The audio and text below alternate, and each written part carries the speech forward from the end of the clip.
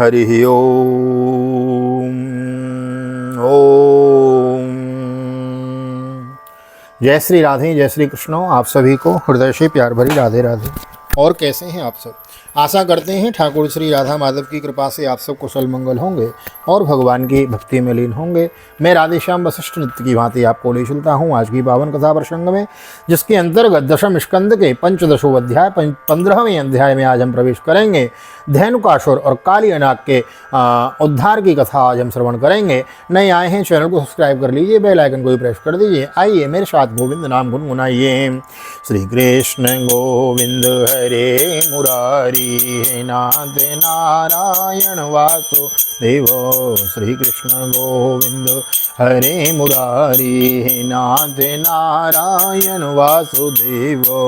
हे नाथ नारायण वासुदेव, हे नाथ नारायण वासुदेव। श्री कृष्ण गोविंद हरे मुरारी, हे नाथ नारायण वासुदेव। नारायणं नमस्कृत्य नरं चैव नरोत्तमं देवीं सरस्वतीं व्यासं ततो जयमुदीरयेत्। कृष्णाय वासुदेवाय हरये परमात्मने प्रणतः क्लेशनाशाय गोविन्दाय नमो नमः।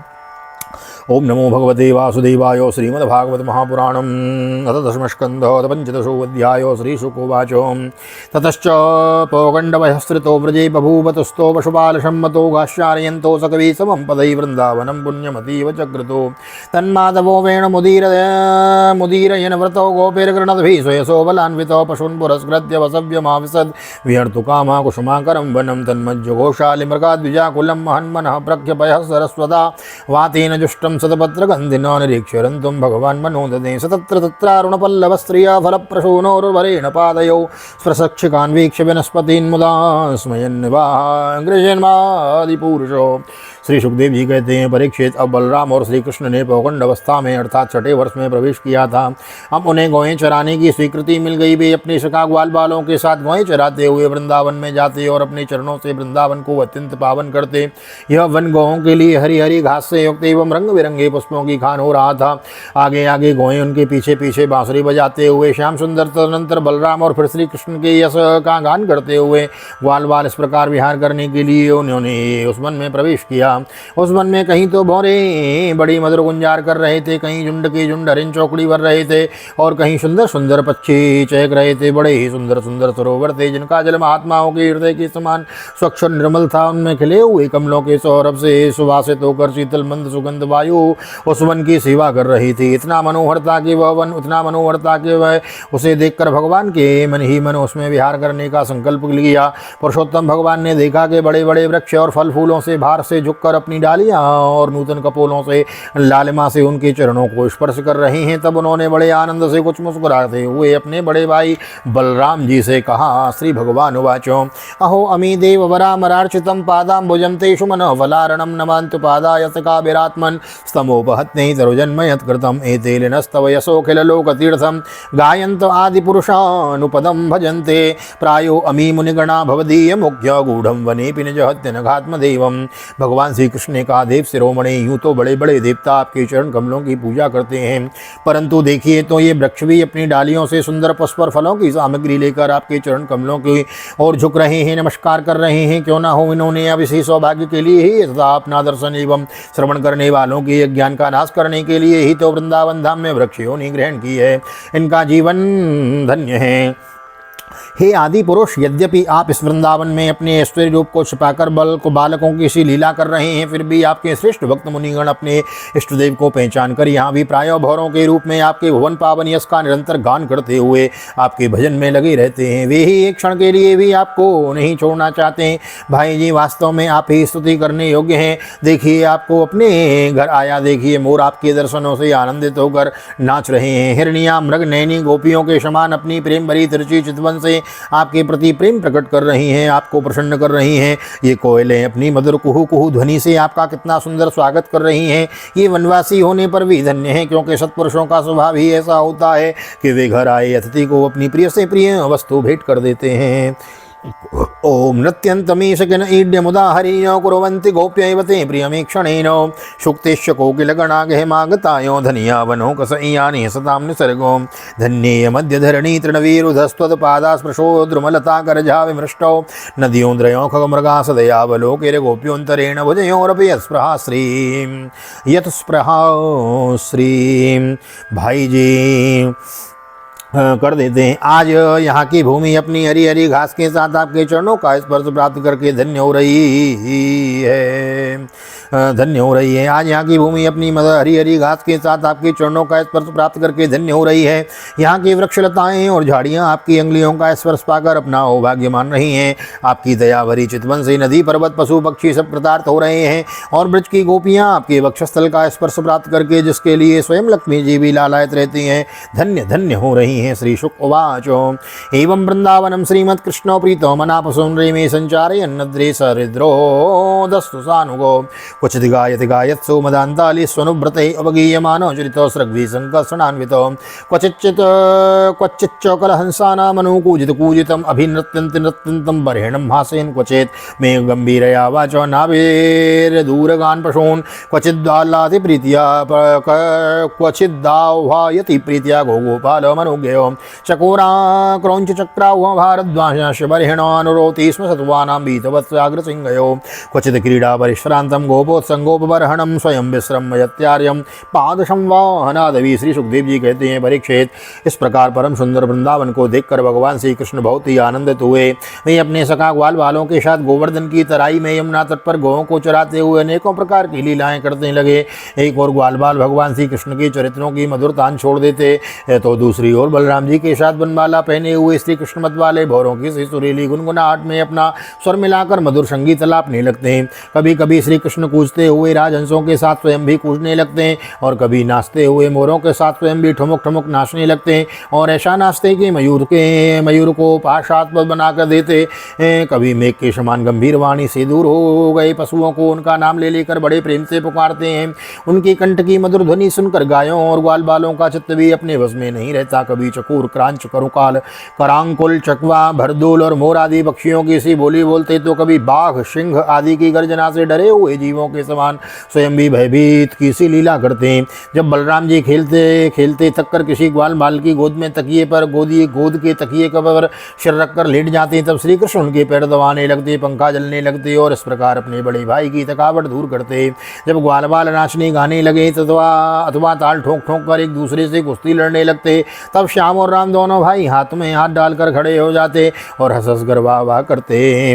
नृत्य तो गायतः क्वापि बलगतो यद्यतो मितो गृहीतो हस्तो गोपालान संतो प्रसंतो क्वचित् पल्लव तलपेशो नियुद्ध श्रमकर्षित वृक्षमूलाश्रय सेते गोपोत्संगोपबर्हण पाद संवाहनम चक्रु के चित्तस्य महात्मनो अपरे यत पापमानो विजने समजीवयन।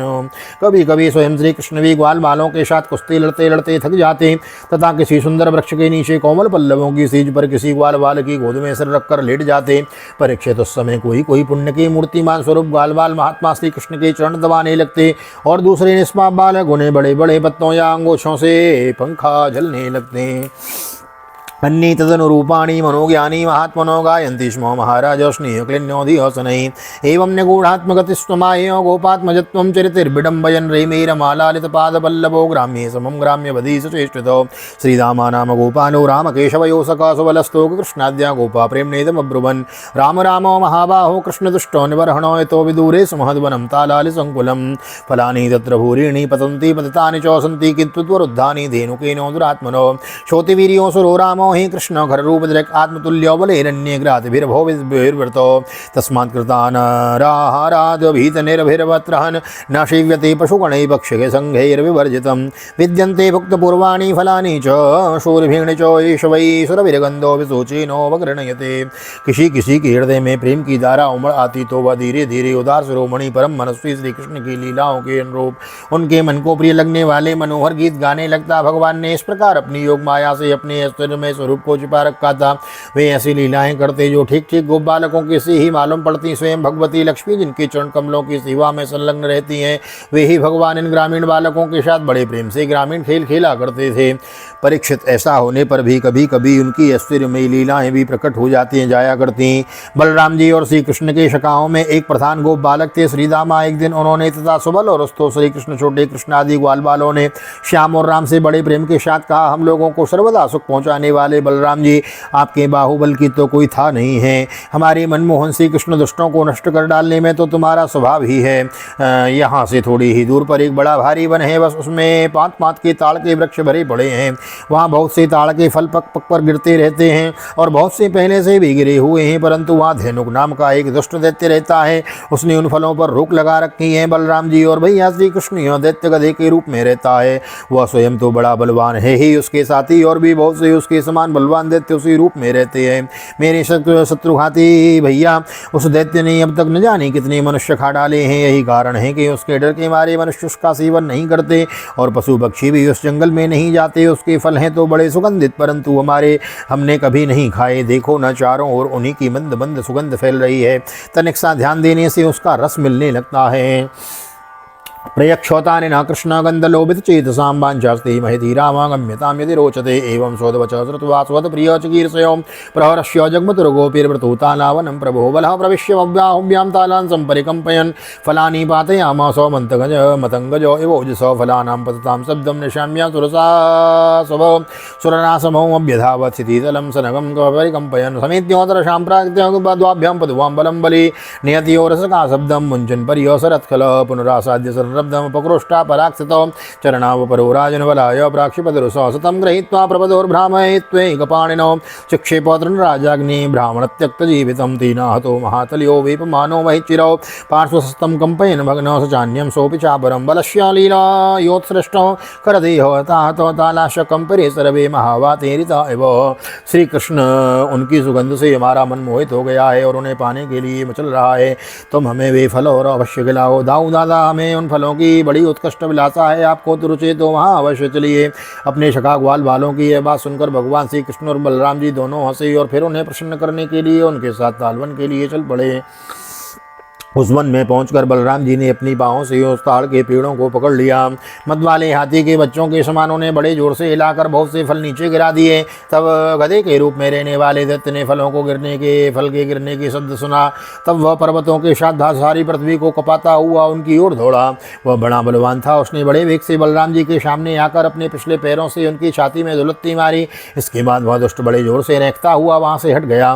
राजन, वह गधा क्रोध में भरकर फिर रेंकता हुआ दूसरी बार बलराम जी के पास पहुंचा और उनकी ओर पीट करके फिर बड़े क्रोध से अपने पिछले पैरों की धुलत्ती चलाई। बलराम जी ने अपने एक ही हाथ से उसके दोनों पैर पकड़ लिए और उसे आकाश में घुमाकर एक ताड़ के पेड़ पर दे मारा। घुमाते ही समय उस गधे के प्राण पखेरु उड़ गए। उसके गिरने की चोट से वो महान ताड़ का वृक्ष, जिसका ऊपरी भाग बहुत विशाल था, स्वयं तो तड़तड़ा कर गिर ही पड़ा। सटे हुए दूसरे वृक्षों को भी उसने तोड़ डाला। उसने तीसरे ने चौथे को। इस प्रकार एक दूसरे से गिरते हुए बहुत से ताल वृक्ष गिर पड़े। बलराम जी के लिए तो यह एक खेल था, परंतु उनके द्वारा फेंके हुए गधे के शरीर से चोट खा कर वहां के सब ताड़ हिल गए। ऐसा जान पड़ा मानो सबको झंझावात ने झकझोर दिया हो। नेत चित्रम भगवती अनंते जगदीश्वरे योत प्रोतमिदम यस्मिन् तंतो स्वंगम यथापटो ततः कृष्णं च रामं च ज्ञातयो धेनुकश्चये कुष्ठारभ्य द्रवन् सर्वैः संरम्दायत बान्धवो तास्तानापततः कृष्णो रामश्च नृपलीलयो गृहीतो पञ्चाचारणानो प्रायणो तृणराजसोः फलप्रकर संकीर्णं दैत्यदेहिर्गता सुवीरराज भूषात्तालेर् घेर घेर नेरिवनवस्थलं तयोस्तत्सुमहत्करमं निशम्य सुविदादयो मुमुचु पुष्पवर्षाणि चक्रुर्वाद्यानि तुष्टभो भगवान। बलराम स्वयं जगदीश्वर हैं। उन्होंने यह सारा संसार ठीक वैसे ही उत्प्रोत है जैसे सूतों में वस्त्र। तब भला उनके लिए यह कौन आश्चर्य की बात है। उस समय धेनुकासुर के भाई बंधु अपने भाई के मारे जाने से क्रोध के मारे आग बबूला हो गए। सबके सब गधे बलराम जी और श्री कृष्ण पर बड़े वेग से टूट पड़े। राजन, राजन, उनमें से जो पास आया उसी को बलराम जी और श्री कृष्ण खेल कील में ही पिछले पैर पकड़कर ताल वृक्ष पर दे मारा। उस समय वह भूमि ताड़ के फलों से पट गई और टूटे हुए वृक्ष तथा दैत्यों के प्राणहीन शरीर से भर गए, जैसे बादलों से आकाश ढक गया हो। उस भूमि की वैसी ही शोभा होने लगी। बलराम जी और श्री कृष्ण की यह मंगलमयी लीला देखकर देवतागण उन पर फूलों की फूल बरसाने लगे और बाजे बजाकर स्तुति करने लगे। जिस दिन धेनुकासुर मारा गया उसी दिन से लोग निडर होकर उस वन में ताल फल खाने लगे तथा पशु भी स्वच्छंदता के साथ घास चरने लगे। अतः ताल फलान्यादन मनुष्यागत साध्वसतृणं च पशवान् चेरुरतधेनुक काननैः कृष्ण कमलपत्राक्ष पुण्यश्रवण कीर्तने स्तूयमानो मृगायैर्गोपैर शाग्रजो व्रजमावजत तं गोरजश्चुरितकुन्तलबद्धबरः वन्यप्रसूनरुचिरेक्षणकरारुहासं वेणुं कुणन्तमनुगैरनुगीतकीर्तिं गोप्यो दिदृक्षत दर्शोऽभ्यगमन समेतम्। इसके बाद कमल दल लोचन भगवान श्री कृष्ण के बड़े भाई बलराम जी के साथ ब्रज में आए।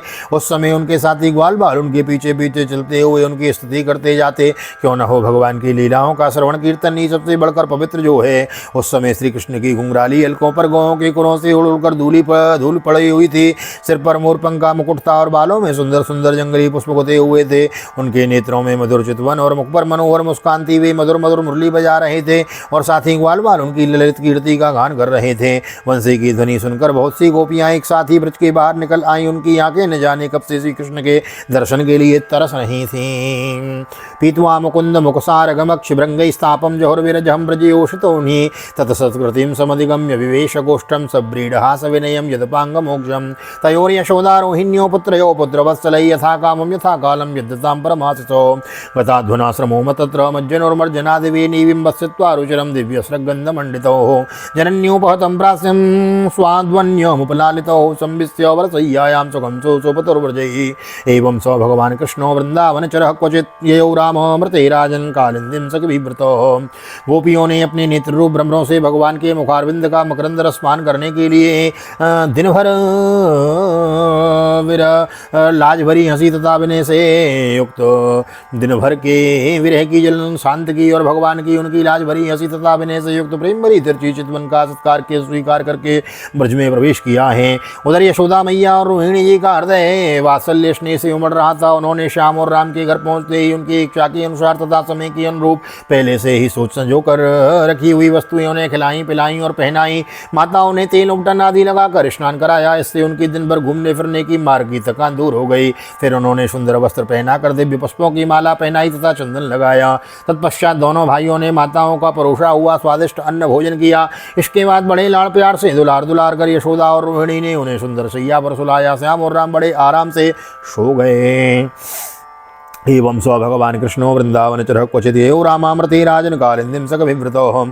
अतो गावश्च गोपाश्च निघातागतपीडितो दृष्टं जलं वपुस्तस्य तर्षार्था विभवे सदूषितं विशाम्भस्तदुपस्पृश्य देवोपहतचेतसो विनिवेतिरो वशवः सर्वे सलिलां ते कुर्दुवः।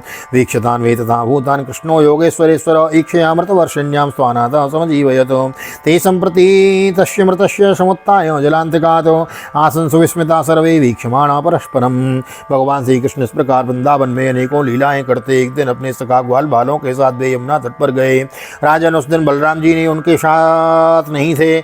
उस समय जेठ आषाढ़ के घाम में से गौएं और ग्वाल बाल अत्यंत पीड़ित हो रहे थे। प्यास से उनका कंठ सूख रहा था, इसलिए उन्होंने यमुना जी का विषैला जल पी लिया। परीक्षित होनहार के वश में उन्हें इस बात का ध्यान नहीं रहा कि इस विषैले जल के पीते ही सब गौएं और ग्वाल बाल प्राणहीन होकर यमुना जी के तट पर गिर पड़े। उन्हें ऐसी अवस्था में देखकर योगेश्वरों के भी ईश्वर भगवान श्री कृष्ण ने अपनी अमृत बरसाने वाली दृष्टि से उन्हें जीवित कर डाला। उनके स्वामी और सर्वस्व तो एकमात्र श्री कृष्ण ही थे। परीक्षित चेतना आने पर वे शव यमुना जी के तट पर उठ खड़े हुए और आश्चर्यचकित होकर एक दूसरे की ओर देखने लगे। अन्वंसत तदराजन गोविंदानुग्रहेक्षितं पीत्वा विषं परेतस्य पुनरुत्थानमात्मनो।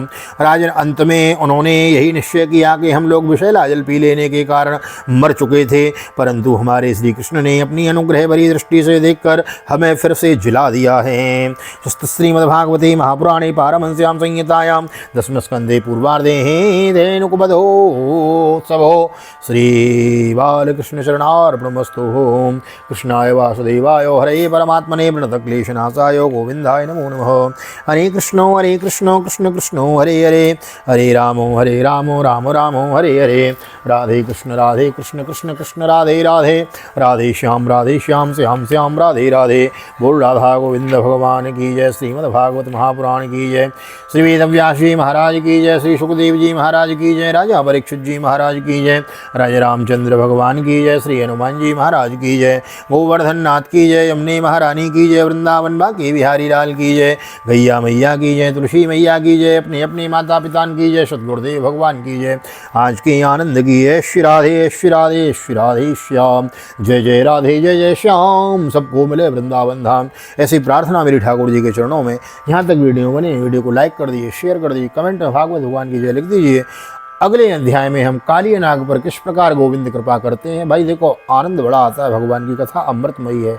जब हम इस कथा को सुनते हैं ना, और 20, 25, 30 मिनट की वीडियो में यदि 20-25 सेकंड के लिए भी यदि तार स्तंभ में जुड़ जाए ना गोविंद से, तो बड़ा आनंद की वर्षा हृदय में होती है।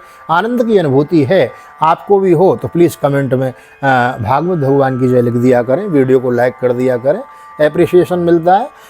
मिलते हैं अगली वीडियो में। काली नाग पर किस प्रकार गोविंद कृपा करते हैं, इस भाव को लेकर आज की कथा को विश्राम देते हैं। मिलते हैं अगले अध्याय में। तब तक के लिए श्री धाम वृंदावन से आप सभी को हृदय से प्यार भरी जय श्री राधे, जय श्री कृष्ण, हरि ओम।